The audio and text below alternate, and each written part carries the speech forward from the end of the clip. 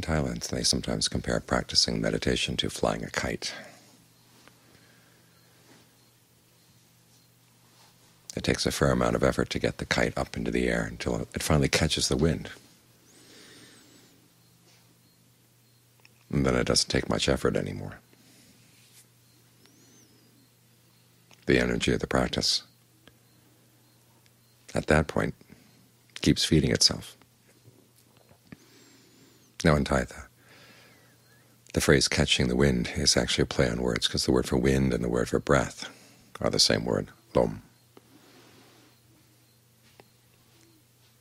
So in your practice, when you finally get to the breath and it feels easiest to stay with the breath,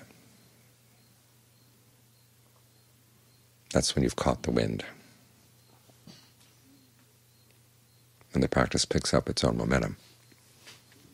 The tricky part, of course, is getting the kite up into the air, getting to the part where the energy you put into the practice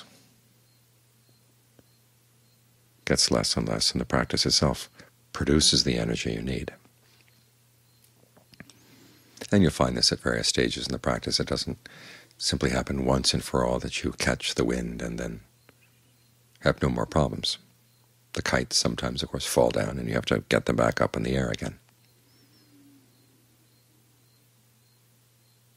And so it's good to know some ways of generating energy, so that you have the ability to get things up in the air, to catch the wind again. When the Buddha discusses persistence, it's one of the 5 strengths. It builds on conviction. That's one of the mental ways of giving rise to more energy. When he discusses it in the context of the 7 factors for awakening, it builds on mindfulness, keeping something in mind.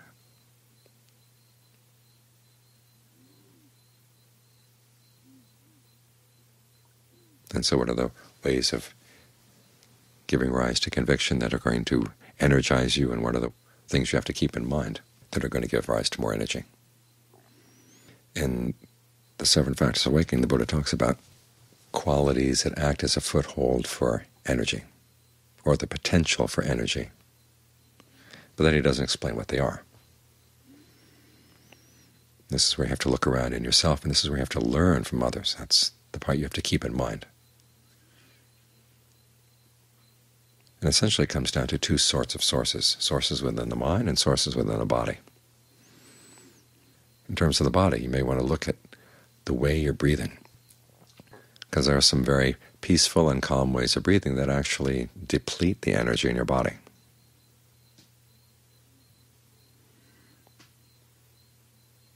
So if you find that your energy level is low, what can you do to change the way you breathe? Try to notice which parts of the body seem to be overworked, the ones that are doing all the work in the breathing and don't seem to be getting any refreshment from the breath. Consciously relax those parts and say, if the body's going to breathe in, other parts will have to take over, but those are the parts that are going to stay relaxed regardless. And you'll find that other parts of the body will pitch in. And watch that for a while.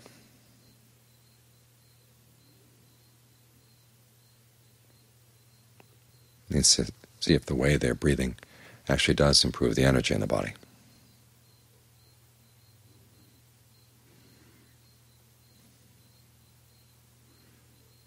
Sometimes you have to remind yourself that the body is, as you experience it, is all breath. Whatever sensation comes up, think of it an aspect of breath energy. And then ask yourself, is that healthy breath energy or not? If it were healthy, what would it feel like? Sometimes you hold in mind the perception that it's solid, and you put up with all kinds of stuff with the solidity that you wouldn't put up with if you thought this was breath. Then conversely, there are times when you feel a need for something really solid and grounding to get your energy going. So you have to play with your perceptions here to see what perception of what's going on in the body can actually be helpful. There are parts of the body that you may be suppressing that could actually be a source of energy. And John Lee talks of the breath that goes up the spine and the breath that goes up the center line in the front of the torso.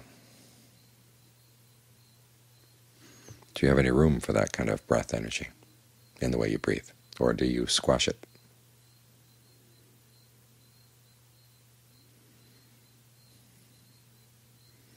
Or when you're feeling tired, which parts of the body are you focusing on as feeling tired? Which parts are actually okay?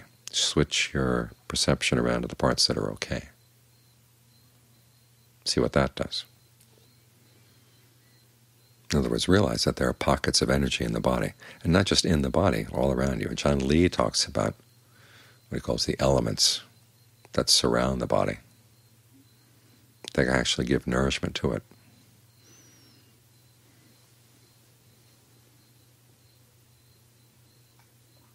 Sometimes these elements can come into the different chakras, the different resting points of the breath, as John Lee calls them. Think of an energy outside the body coming in and nourishing the point in the middle of the chest, nourishing the point in the middle of your head, any point that seems to need extra energy. Tap into the energies around you. There are some good ones. And learn how to recognize the good ones. They basically feel refreshing as soon as you allow them in. So there are potentials there you might not have thought of. And it's good to remember that there are those possibilities there.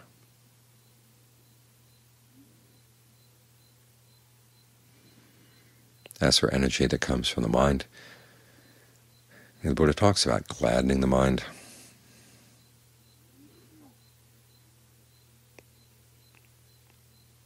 thinking about topics that give rise to a sense of inspiration. It can be the Buddha, the Dhamma, the Sangha, your own generosity, your own virtue. Sometimes putting the breath aside for the time being and thinking about these things is very helpful. Thinking about the Sangha, for instance. Think about all the ajahns, the success they had in the practice. Remember, they were human beings, you're a human being. They can do it, you can do it. This is the message they always give. One of the purposes of this is to dig out any attitudes you may be holding that are actually harmful, that actually do sap your energy, like the attitude, well, I probably won't be able to get anywhere in this lifetime. I'll just kind of muddle around a little bit and hope that things will go better next time around. Ask yourself if part of your mind is holding on to that. And why would it hold on to that? Well, it doesn't want to put out too much effort. You don't want to set the bar too high.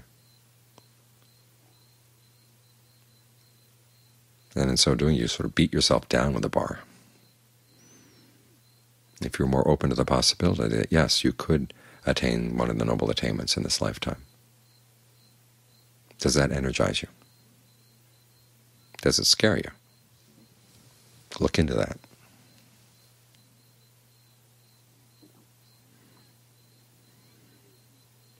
Other contemplations, of course, that give rise to a sense of energy can be the contemplation of death.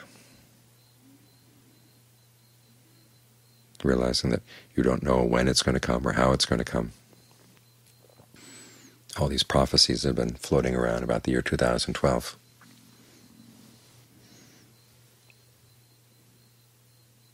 The end of the world or whatever. You may not even live to see the end of the world. Something might happen before then. This is not meant to get you depressed. It's meant to motivate you to realize there are important things that need to be done in the mind. If aging, illness, and death come, or when they come, what qualities of mind are you going to need?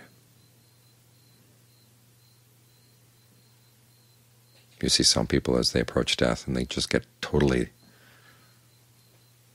thrown off balance.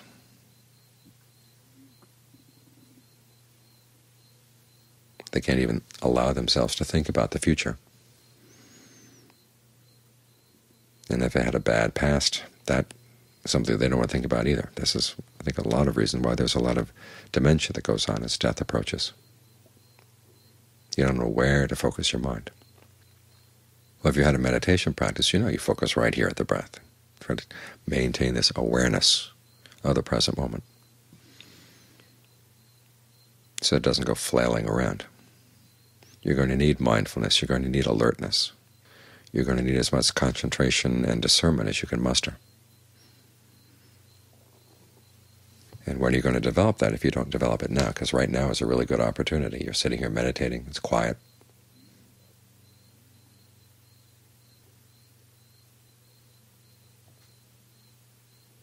One of the contemplations that the Buddha has the monks make. In fact, it's one that even King Ashoka recommended.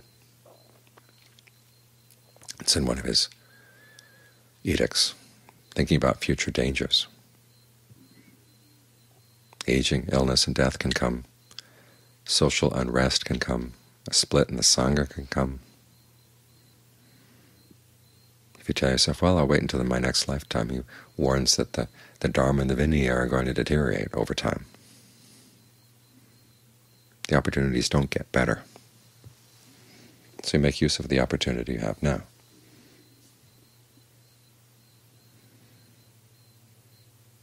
And so in this case, you're motivating yourself with a little bit of fear. The wise kind of fear, the fear that's related to heedfulness.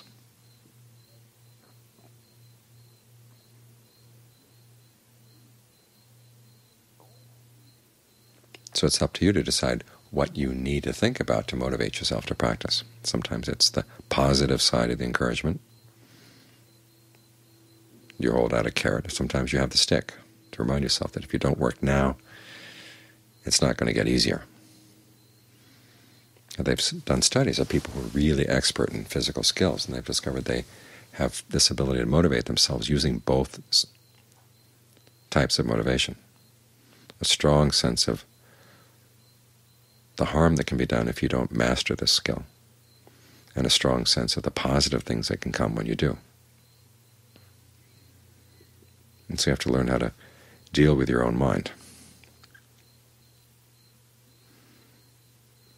And when one method of motivation isn't working, well, remember you've got other possibilities, other choices, other tools in your kit.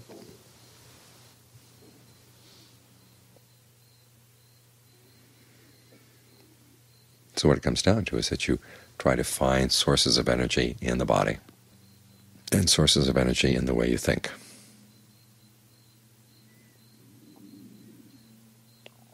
That you can then channel into your mindfulness, alertness, and concentration. It gives more ardency to the practice, so the kite can get up in the air. Ideally, when your energy turns into a right effort, one of the results is rapture, refreshment, a sense of well-being that then becomes food for a further concentration. This is when the kite finally catches the wind.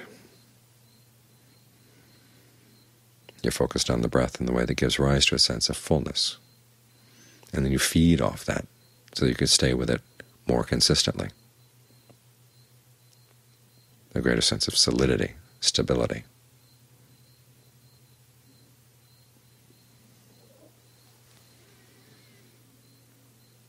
So remember, right effort is not just a matter of brute force. It requires your ingenuity and your intelligence, your ability to find sources of energy that are there, that you've overlooked or that you've been squashing. Look at the way you think. Look at the way you breathe. Look at the way you hold your body.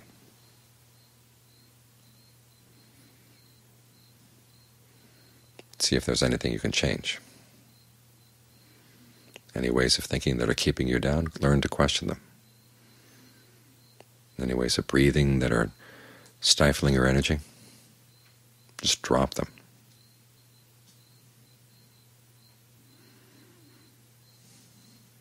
Ask yourself which parts of the body are getting starved of energy, and where is some energy in another part of the body that can help feed them.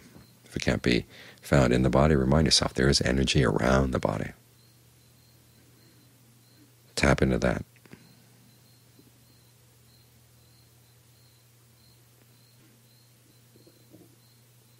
And so this is the use of mindfulness. Remember that you've got these potential sources. Don't forget them. And then the skill lies in learning how to put them to use.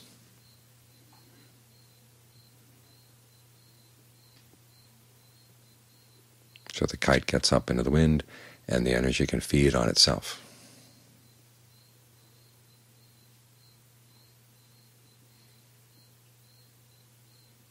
To keep the practice going.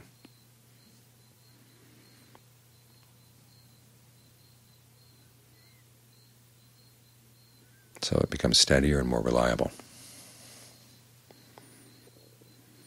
And the quality of energy or persistence does become what they call a dominant factor in the mind.